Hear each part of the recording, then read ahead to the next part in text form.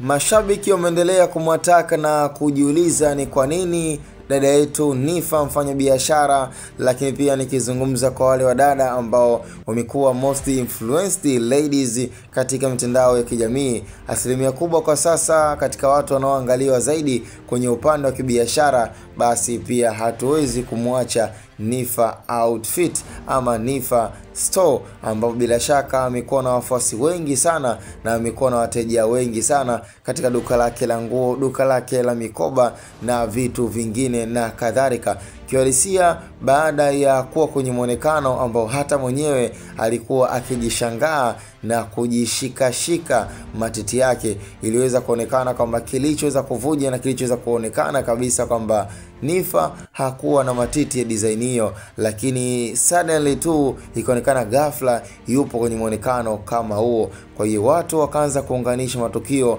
kuanzia picha aliweza kupiga yeye mwenyewe huku akiwa anajishika matiti, lakini pia wakaanza kuconnect dot na kwa kwamba kujihakikisha na kujithaminisha kwamba Nifa bwana atakuwa ameweza kufanya surgery ya matiti, ambapo ndo maana kiuhalisia watu wakaanza kuona tofauti, kwa sababu ukijaribu kuangalia picha za zamani na picha za sasa hivi ni vitu viwili, yani kisikia tofauti, basi kila kitu kimeweza kujionyesha wazi wazi na kuonekana kabisa kwamba Nifa kuna kitu ameweza kukifanya katika matiti yake. Ama inawezekana ni surgery, ama pia inawezekana pia ni mafuta anayoyatumia, ambayo kwa wale ambao wameendelea kufuatilia zaidi na kuyajua hayo mafuta, basi huwa yanasaidia kuweza kufanya matiti yawe katika muonekano mzuri. Kwa hiyo ni swala ambalo nafikiri kwa wadada limekuwa ni jambo la kawaida sana kufanya surgery ya matiti,